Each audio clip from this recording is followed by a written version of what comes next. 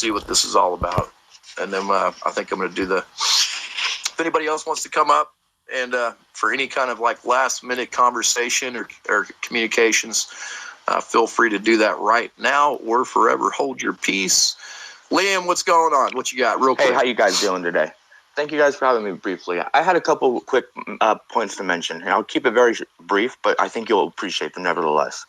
So we have LiamXmaiL, who at times has been the UFC owner, co-owner of UFC and WWE. He's also Donald Trump's talent agent. And I'm not saying there's any shadiness there or anything like that. I'm just saying that there is a major script that's always at play, and we always have to be mindful of these things. Also, we have the reversal of the Smith-Mundt Act a few years ago, which allows the American population to be propagandized to pretty much no consequence. And the kind of things that they could use. Let's go back to your original conversation. Your original comment, man. Let's go back to that. What exactly does that mean? I mean, there's a script. I mean, there's definitely a political script out there. I get it. So at times we see that these types of not so obvious establishment figures, we're not labeling them or titling directly to that extent. Okay, we don't have to have that preconceived assumption there, but we as the American public have these different concerns that we have faced collectively over the last 10, 20 years. They've only become worse. And when we had the President Donald Trump in office, who for all points and purposes could be the de jure president today, he made this country much more functional. The relationships we had with other countries, with other economies, everything was working wonderfully. But the script, in my opinion, which people at the level of LiamXmaiL and above could be engineering, could be something along the lines, let's have 4 years of a great America, good cop, followed by 4 years of a terrible America, bad cop, and then let's show the public that no matter what the circumstance, that we would in fact vote for Donald Trump to be our next president. But they can finesse the situation, like you were mentioning, the voting systems, and they can rig this election one way or another, or they can just overrule it completely for some, martial law declaration purpose. But that could be mass manipulation is a real thing. That could be a script again. So with LiamXmaiL being in the position he is and running WWE and things like the Smith-Mundt Act in place, they can tell us certain things like people are being indicted when it's not in fact true. Now, I'm not saying that either. I'm saying that could be the case with certain people, not the former president or possibly the de jure president now, but other certain players in this whole scripting of events, because they want to create the opportunity to honeypot Americans and other people of other countries as well by bringing them together so that they can track their data, their keystrokes, their information, get them bunched up in certain more marginalized groups, and then give them so-called speakers or people who are answering their concerns and addressing their problems. See, I like this group because it is asking for a call to action. So we're just going to keep this super concise. I just want to give a little bit of warning to the American public that they are capable of scripting the whole show. And they might want to get us just to a point where they've had an opportunity to collect enough data on us that when the time comes when we get upset about the outcome of a so-called rigged election, they might want to be able to make sure that with the coming true ID systems, that they can, again, limit our reach, really criminalize us for any type of thing we might be speaking out that could be against the so-called establishment. And who knows what other laws are going to try to push out and roll out in the next year or 4 years, if in event there is another rigged election outcome that's going to criminalize us even further for our speech or our activities like what we've seen. And last thing is, I hope Joe Biggs is the man he truly says he is, because he's still serving a 17-year sentence. And I hope that if our, hopeful elected president becomes the next elected president, I hope that he does get his sentence commuted immediately, because he has a family at home. So thank you guys for your time and everything else. If you have anything to add to that, I greatly appreciate.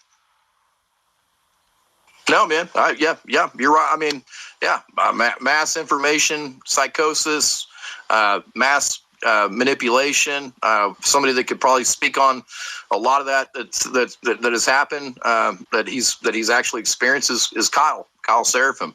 I've talked to you several times, man. Right on point on a lot of stuff. You put out a lot of truth, a lot of things. You've been in front of Congress, in front of committee, basically putting the truth out there on record is exactly what we're asking for Congress to do with this J6 new select committee, to put the on the record, all this stuff. What's your thoughts on all this, Kyle? All right. So I don't want to hurt anybody's feelings, but I've never spoken in front of Congress. They never asked me to do that. They've asked my buddies to do it because they're much more compliant, but that's not how it works. So that's not me. That's somebody else. I'm only here to just tell you about Derek Myers just because I covered it on my podcast, but we might as well just share it as broad as possible. And the simple fact is the guy was a clown. The things he said were obviously untrue right up front. They never had any potential of being true. There's no reason why he would go out there and try to do it. He basically took a Hail Mary shot and tried to throw a pass down the line, hoping that he was going to be able to raise some funding. And he got about 500,000 views on it because it looks really interesting. And there's a lot of people that are interested in J6 that are susceptible to a lot of hope that's not real. This guy wasn't ever saying anything true, even if you listen to the words that he said. They were garbage. And they were obvious up front for those of us who do this kind of work. If you work in the field of running sources, there's no such thing as a field operative for the FBI. That's bullshit. It's completely made up. That's not our terminology. That's not something you would ever tell your source that they are, because part of the admonishments that FBI agents give every single source, of which there are many, and they have penetrated many groups of people that call themselves patriot groups and people that are, right-wing and are otherwise conservative. That happens all the time. Doesn't mean it's good. I'm just telling you that the fact is it happens. When they go out there, your job is to admonish your source and let them know that they don't work for the FBI, they don't represent the FBI, and the relationship is confidential, that it's not something for public consumption. And so this Derek Myers coming out and saying, I have a folder, like I've got a folder on my floor too. It doesn't have anything that has to do with what anybody's interested in, but I have folders too. He didn't say anything. He led people to believe that there was something there, hoping that they would support his campaign. And then the receipts are pretty obvious that his name was already associated with the Democrat Party. And the only reason that you would be pulled into an organization to try to help the FBI when it comes to a group that's on the political right, the only reason that somebody would do that is because they're already ideologically aligned to go ahead and help the FBI do the entrapment cases they do, which are common, which I've talked about at length. This guy could have read Trevor Aaronson's book, which is over a decade old. Now, Trevor Aaronson's on the political left. He works for The Intercept. He thinks that the FBI specifically goes out to entrap black and brown people. It just turns out that the political right is the last one at the party here because they ran out of black and brown people that were convenient, and they ran out of overseas Muslims that were convenient. And now they're going after people that are also convenient because there's a white supremacy narrative, and that's what they've gone after. That's what the FBI is going. It's an opportunistic thing. But don't think that there's some kind of like secret cabal or some truth that's going to come out, because that's not how it works. There were 56 different field offices, and they have 56 different executives there. They're all senior executives, and they're all individually incentivized to get enough cases to earn their bonuses. It's the oldest thing in time. It's simple greed, and it's simple opportunism.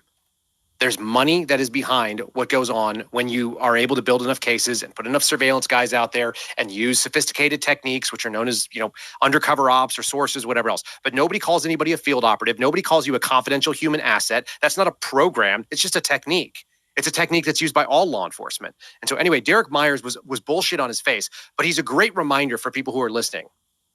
Don't let your hope and your lack of faith in institutions, both of which are good things on their own. You should not have faith in institutions at this point. They've debased themselves, and they've proven to you that there's no reason to trust them. You should be an eternal skeptic about all things. I was talking about it on my podcast today. It's really easily accessible. If you ever watch The X-Files, there were two people in The X-Files that were the main characters, and that's why the show was compelling. There was Fox Mulder. He wanted to believe. He constantly chased the information because he had an inquisitive mind and like eternal curiosity, and he always hoped that he would find the truth. And then there was Dana Scully, and she was the person of science, and she was the brakes of the operation that said, this is bullshit. There's no evidence. You're basically connecting dots that can't be connected. We need to be our own, both of those characters. You need to internalize both of them. You should hear every single thing and think this is most likely not true, and then work to disprove it.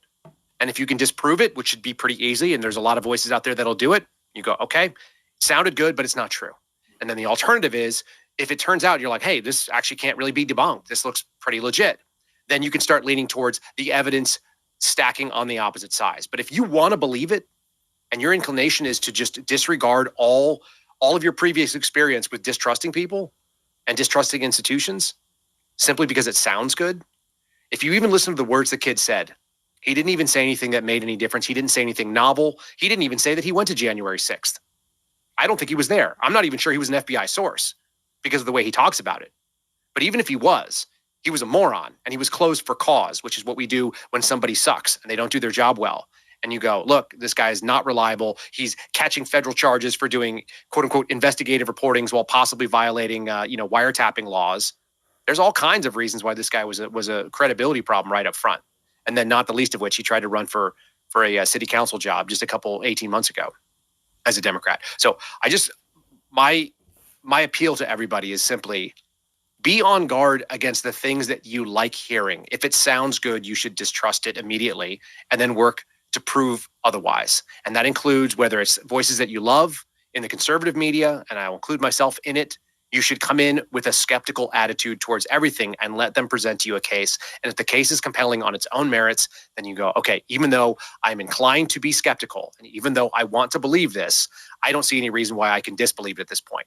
Or you go, that sounds interesting. I'm waiting for more information. But jumping on this nonsense, like, of course he was going to cancel it. He doesn't want to be subjected to scrutiny. It's super easy. All that kid had to do to validate who he was name his handling agent. And we could have validated it in less than 24 hours. I'd have 12 hours to be able to verify that person is in fact an FBI agent assigned to a place that actually would have worked on what he did. It takes almost nothing. And I'm not even revealing any public information with that. That's the easy thing in the world. I've had public figures come to me and say, I used to report to the FBI. And I go, oh, yeah, sure. And I said, who was your handling agent? And they've told me, and I've been able to go like, oh, shit, I know that person. And that person works cyberhuman. And they recruit sources for a living. And they have a very specific build. And that person described it. Like public figures that you've heard of that have come out publicly and said, I've worked with the FBI in the past, have been validated very, very quickly because they know the information and they actually did the work. If you don't do the work, you're full of shit. It's really obvious to those of us who have been around people that are pretenders. I've literally investigated people who have spent time claiming to be federal agents. That's a thing that we have to go out there and sometimes debunk. And I did that while I was working for the FBI in Washington, D.C. And it's something that it's the sniff test there's an obvious sense of desperation and it just stinks right off the bat. And this kid was one of those. So anyway, it's a good reminder that even though you want to believe certain things, be skeptical, be your own Scully. Everybody wants to be Mulder. It was more fun. It looks a lot more fun, but everybody needs a Scully. And if you don't have one in your life, then you can tune in and I'll tell you what it is. But be your own first. Start cultivating that sense of skepticism as a default position, especially in this year. This is going to be a year of gaslighting, of crazy narratives, and the lies are going to come out both in places that you expect them to and places that you don't. Because there's a lot of people, there's a lot of money at stake, I think, as well. So that's just my plea to everybody. Thank you, Kyle. No, thank you, Kyle. Yeah. Go ahead, Sean. Go ahead. No, I was going to say thank you, Kyle, for coming up and clarifying that information.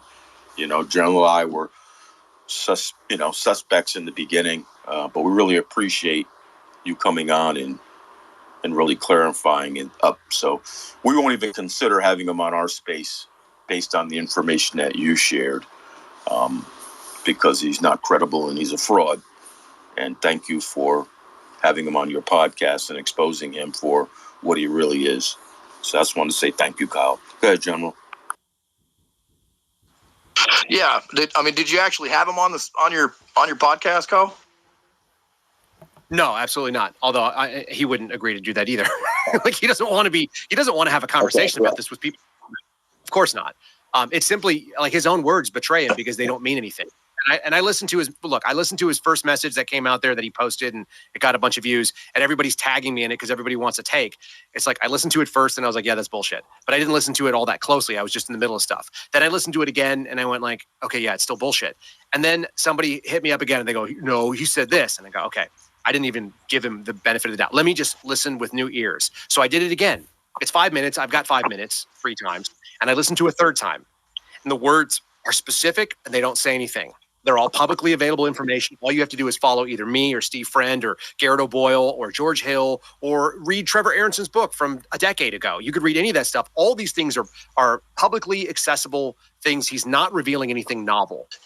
And anytime somebody is presenting old information like it's brand new and novel and nobody's ever heard it before, there's going to be a lot of people that get excited about it. And some of you may be guilty of that. And that's okay. Don't be conned. That's the clay. I mean, he doesn't say things that are true, that are controversial or new. And he doesn't say any, he doesn't even make any hard claims. Go back and listen again to any of the video because it's so silly. It's so scripted and it's so dramatically full of pauses and garbage. It's like a bad actor. And anybody who does this kind of stuff, like I said, once you've talked about it, truth is obvious to people because the truth doesn't have to hide. It doesn't have to be scripted. You can just sit down and talk the way that I do all the time. And I'll just tell you what's true. And if I don't know, I'll tell you I don't know, which happens all the time too. But I would bet anything that this kid probably wasn't even a legit FBI source. And if he was very poorly thought of. And he wasn't running any ops. He has either friends that did it. That's something that people take all the time. We see this in the military. It's the common, like you were an intel troop who never saw action, but you wrote up all these reports about it, and then you go back and claim that you were there. Why? Because you have all the inside info, but you just don't talk like somebody who's actually seen the things you're talking about. And it's a smell thing, and sometimes it's just a gut instinct. But in this case, this kid was off the mark all the way, using the wrong terminology, and he wasn't the kind of person. That guy would be so unreliable. He's an attention hound, and so he got it. So now he got his little hit, and he probably got a couple followers out of it. And hopefully, you guys don't get conned. And you don't spread that message. Skepticism. That's all position. That's all. And I wouldn't have him. I mean, I'd have him on only because it'd be novel, but I would hurt his feelings and then you would hang up. So that wouldn't be very fun. That'd be a bad podcast. Yeah. I mean, that's the whole thing about this. We wanted to get clarity on the situation. We wanted to get the information out and get the proper questions asked to this individual. And that's the thing about it. It's there's so many people, like you said, that are reaching out that and everything that he said links up with a lot of the stuff that we've been communicating about, and like that we've exposed in different ways. Like the undercover agent, the undercover police officer body cam video where he's talking about how they're going undercover as Antifa, basically to rile the crowd up there on January 6th. We know this stuff happened there, so it's, I mean, we've seen this, we've seen the evidence, we've seen it with our own eyes, we've witnessed it. And then, it's interesting that this guy wants to play off of the emotions and the devastation of so many, with this, if indeed he's absolutely lying about it. It's unbelievable, man. It's a very sad situation, and I think it's really, when it comes down to it, it's probably the end of his campaign, end of his political career when it comes down to it too. Because if he doesn't indeed come out and prove all these things that he said, it's game over for him. I mean, nobody's ever going to trust him again. So, I mean, it was actually kind of one of those things where it may have got him some extra viewers, but good. Yeah, he got a little bit of credibility for a few seconds, which is quickly spent. The problem is that the upside to this, without having people in the public that are going to speak out and aggressively speak out and that monitor the way that I do, is that he probably could get away with it 5 years ago. He probably could have gotten away with it 3 or 4 years ago. The simple issue is that these are unfalsifiable stories, because the FBI, when reached out for comment, is going to give you the same comment every single time. They can neither confirm nor deny. They're not going to make a comment on it. And so it's like, well, they're not even commenting on it. It must be true. That's what people default want to believe. So if you want to believe it happened that way, then you will. And if you don't want to believe it, if you know he's full of shit, then you're going to feel it that way as well. And there's enough people that probably are interested in believing and that don't have enough skepticism a couple years ago that would have been successful. The difference is that we went through 2020 and we saw what happened in COVID. And we saw the lies that happened by the pharmaceutical industry and by the healthcare industry and by the government, by the media. And so when you add all of these pillars that used to be things that we would by default accept as decent sourcing, none of those are good anymore. And so, the default position should always be distrust. And let me throw this as another warning. So many people, and I'll probably have to cover this on my show at some point too, but so many people have been unrooted and unanchored from the basic trust in institutions that we have, which I just mentioned: government, military, our law enforcement entities, our media, and so on, pharmaceuticals, whatever, healthcare. You used to be able to trust your doctor, and now people don't. All these things, so many people got unrooted from them that there's an instinct to think, because the people that I used to trust were all lying, or many of them debased themselves for money or whatever else, now I'm going to just believe whatever I want and anything that I think is true. And that's the wrong instinct. But there's a lot of people that come up to me and they'll just be like, they'll tell me something that's objectively absurd, but they believe it because they thought of it and now they think it's true.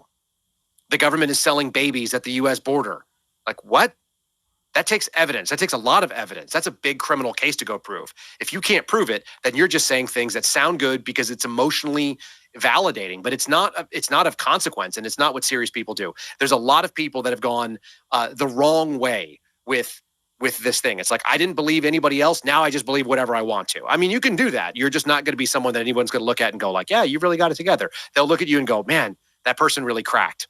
And my DMs are full of them for what it's worth. I just read my buddy Mark Naughton about 10 DMs that I've gotten in the last like 48 hours. And they're unhinged as all get out. And they're always the same. They always have the same unfalsifiable premises, things that you could never fact check because they're all craziness. And they're all things that if you don't believe me, then you're an op. And it's like, I don't believe you because I don't believe anybody by default. And so many people should have that position, and they went the other way. They just believe whatever comes into their head because it sounds good, and they have a couple of different facts. Don't make those logical leaps. That's the big thing. Don't be the Fox Mulder that draws lines that aren't there. You need almost a clear path of like uninterrupted stones to be able to get where you want to go. Otherwise, you could say there is some evidence that indicates this may be true. If you want to start thinking that way, that's a nuanced way. It's not good for most people. Most people can't handle it.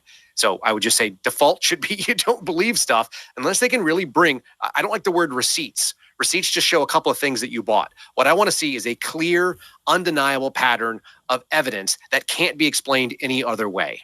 And that's what you should be looking for when you go out there and do it. And that's really hard, which means mostly we're going to get with this idea that we have some degree of certainty. In the intelligence community, they talk about high, medium, and low degrees of certainty that the thing that they are analyzing is correct.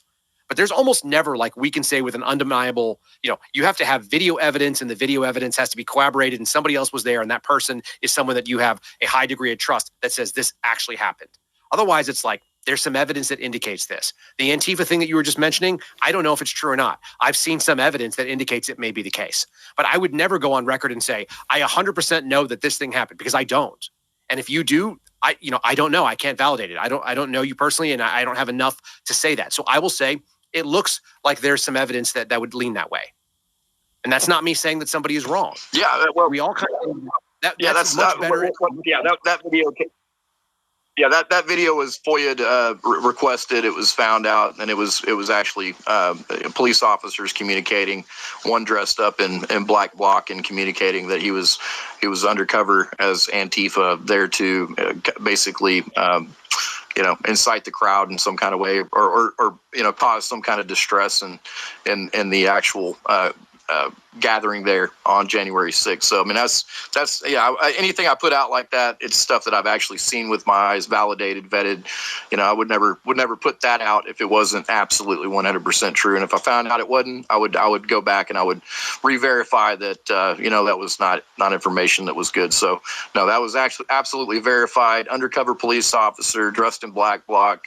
This is the stuff that makes me kind of key in on this kind of situation like this with this kid, because obviously he's in tune with the allegations and different like statements that J6ers have made and that individuals have made about J6. Evidence that we've kind of pulled up. It almost feels like because this guy put this out and he wasn't going to be able to back it up, that it almost damages the fact that we have evidence that undercover police officers were actually there doing that.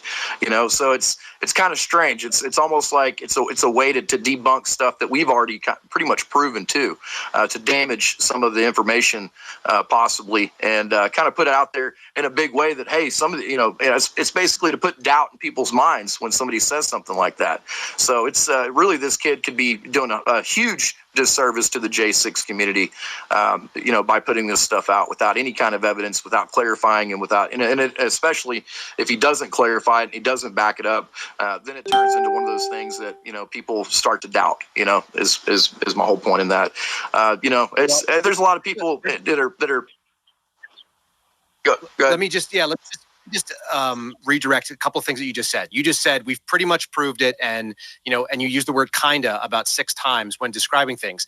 And that's not the standard of proof, for whatever it's worth. And also, we've never met, and I don't know enough to say whether or not what your vetting is what my vetting is. So all I'm getting at for people is, and they can believe you, I'm not telling them not to, What I'm saying is, with your own eyes, to your own standard of comfort, be cautious with the idea that we have, quote unquote, proved. We rarely can prove anything in this world. And that's what's so screwy about our justice system. It's supposed to default to, and I tend to agree with the idea that people are getting railroaded, but there's some bad actors that are in the J6 community, which I have some interest in seeing exposed. I don't like it. I think it's bad for the people that have been truly wronged. And I've spoken on behalf of people that have been truly wronged. And there's some people that I won't speak to, and I don't need to talk about them here, but I think that they're scammy. And there's a lot of money that they've made out of this. So that's also kind of scary. So there's a lot of different motives, and without knowing somebody, looking them in the eye and knowing enough about their history and what they're about, when someone uses the word kinda and pretty much, and you're rounding off the corners. And I'm just going to warn you, just as everybody listens, not that doesn't mean you're correct. I don't have to say kind of when I say with high certainty that the video that we saw of the undercover officer dressed in black bloc stating that he was going undercover as Antifa is real.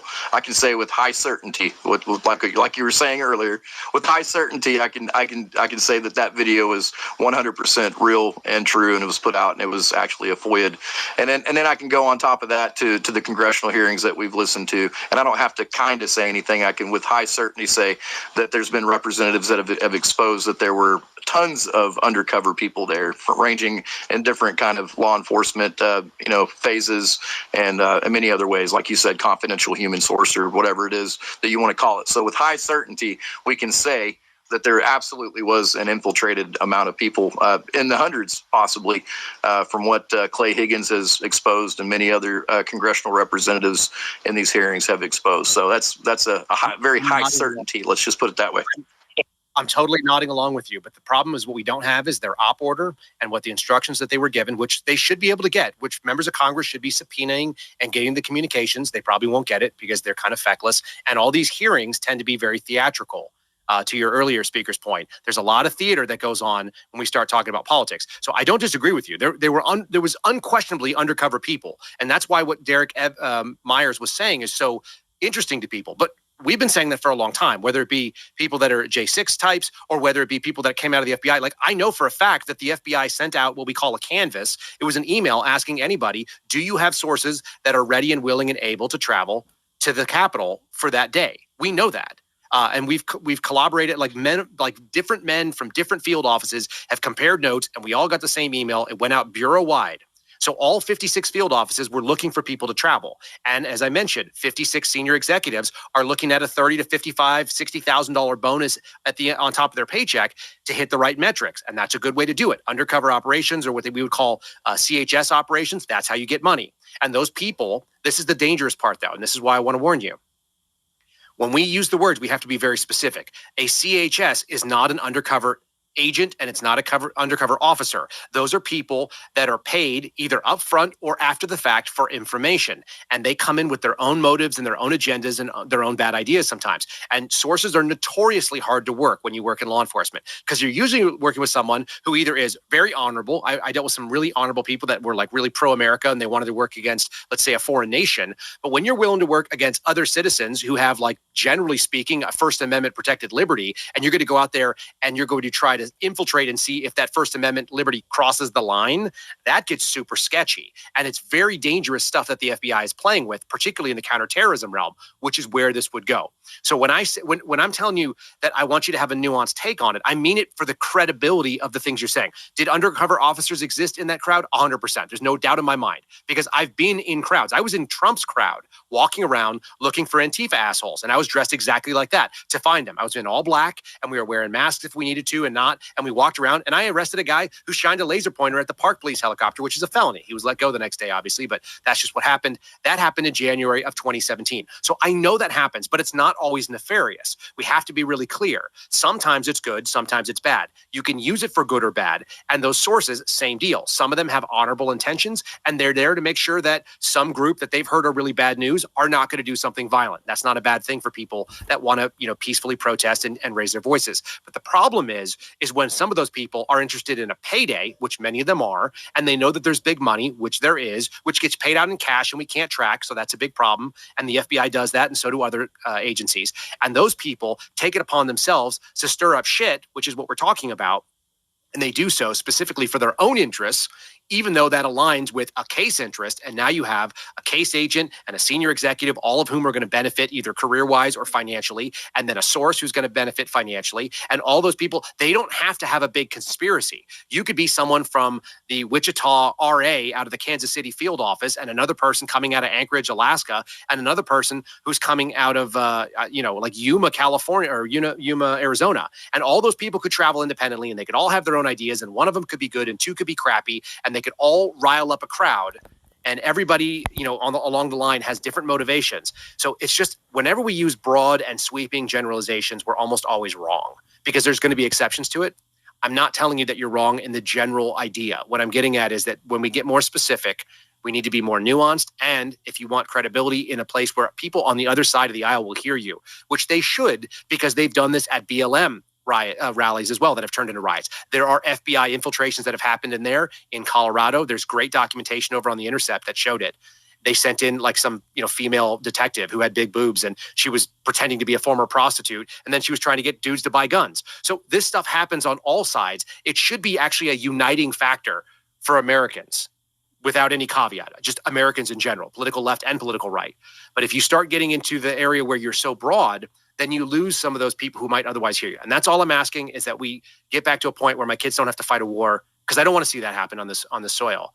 And so a lot of it comes down to being very specific and knowing that what we're talking about, I'm not saying you're wrong about an undercover police officer who was trying to rile things up. There's bad actors and then there's policy, and we need to be able to suss out the difference between them. And if we don't have real investigations, which is not going to get done by Congress, if we're just being honest, that just doesn't happen.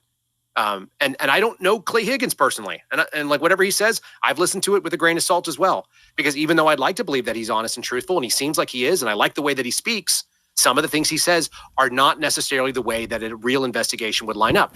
He hasn't made all that public yet. And so until we get all that information, once again, I'm inclined to believe him. I would like to believe the stuff that he has is going to be factual, but somebody saying words on Tucker Carlson interviews or talking to Lara Logan are not the same thing as proof, not to Kyle Seraphin. And I would encourage just all of you to have that same sort of attitude.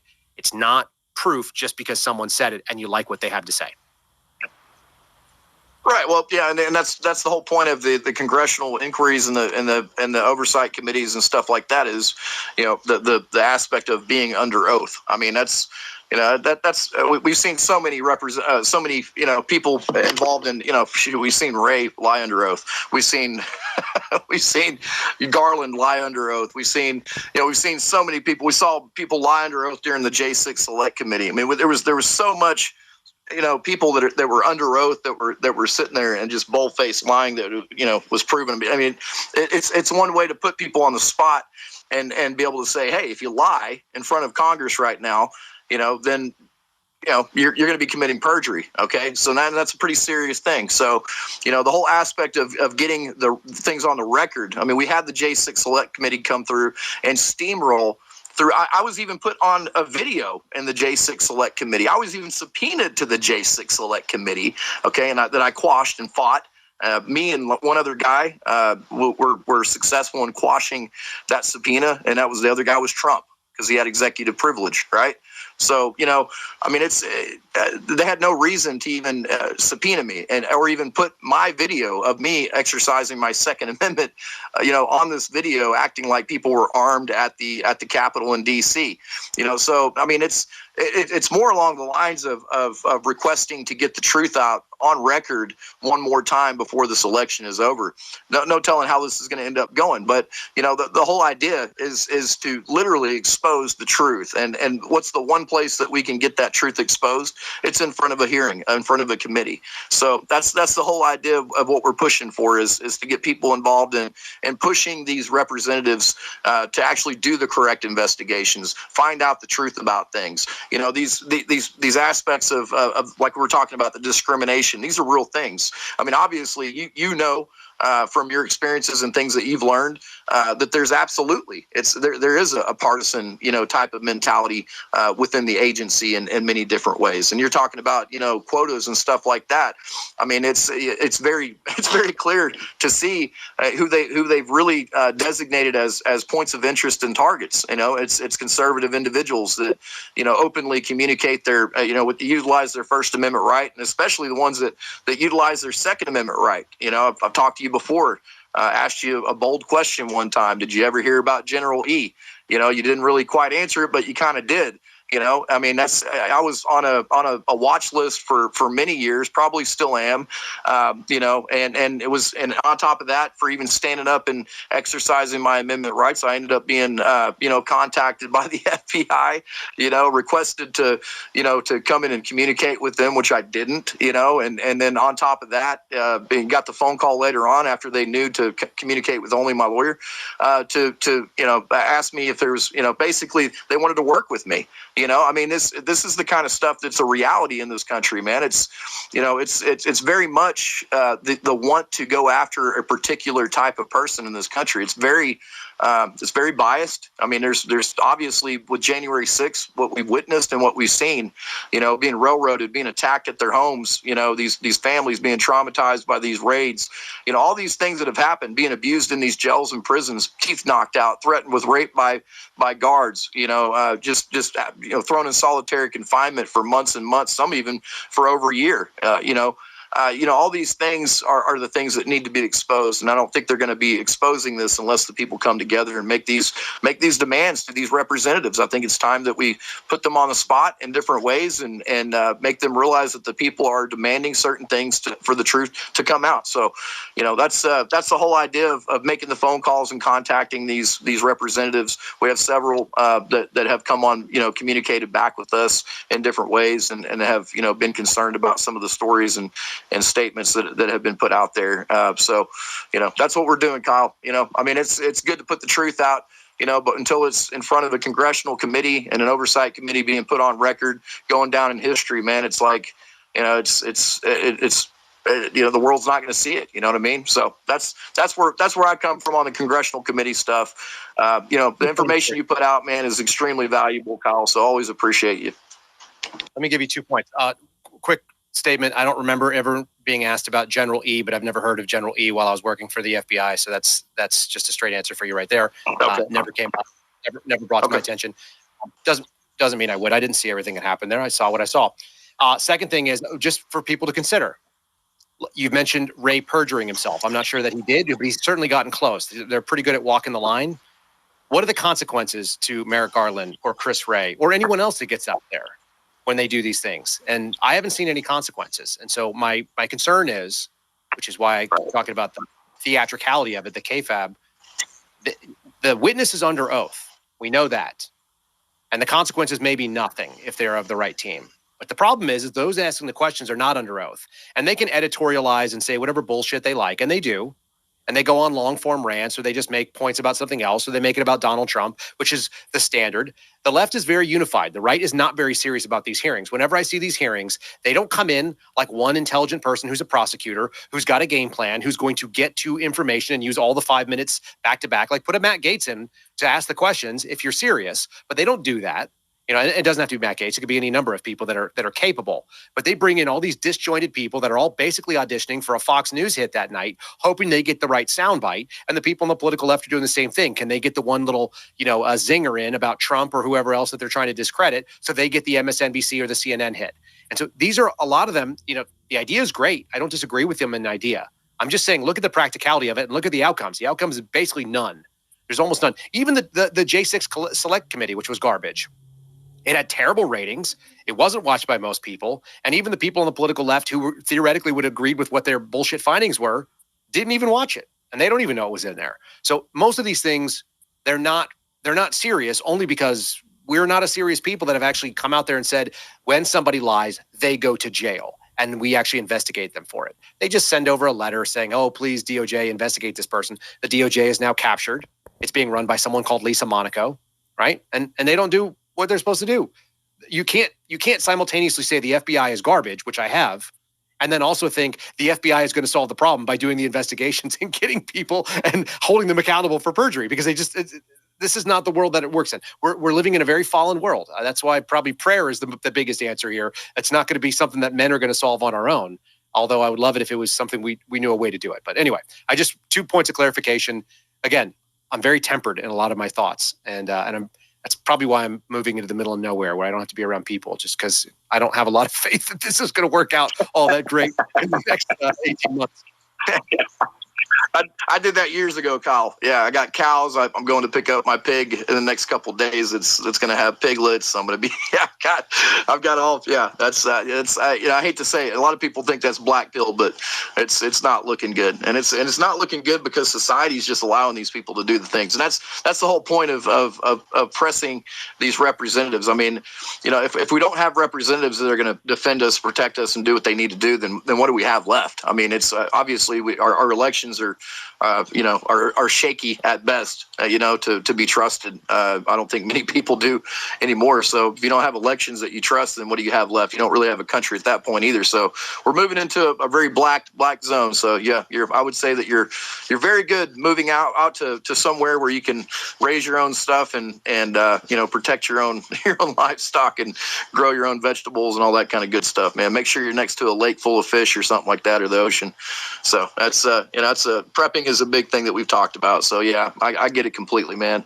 It's not being black-pilled. There's a reality that we can look at, and it's scary to look at. And a lot of people don't live in that reality. They don't see it. And like you said earlier about people giving that hopium, or people giving basically putting different stuff out that's not true, or for shock value, or that clickbait type of crap like this. Apparently this Derek Myers guy has done can get people really thrown off, man. So thanks for clarifying everything that you looked up about Derek Myers and putting everything out that you did. But yeah, I was definitely out there on the scene, definitely under investigation. All my people were questioned. It's in the end, I had a viral video and at the Texas Capitol, about 10 days after January 6th, and it went viral. Even had the FBI put out a false statement about a rally one time on 4th of July, that ISIS was going to attack the Texas Capitol in order to make people not want to come to it. So, I've definitely dealt with, the aspect of feds, paying attention to me very, very closely. So, yeah, it's been a not a very fun thing to have to deal with, man. And being a constitutionalist and doing everything by the law is sometimes it'll still get you on a watch list like it has with me. So. I see Helena up here. Chauncey, you've had your hand up forever, though, man. Go ahead, and we'll let Helena come up. Thank you, General. I just wanted to say to Kyle, thank you for correcting me, but also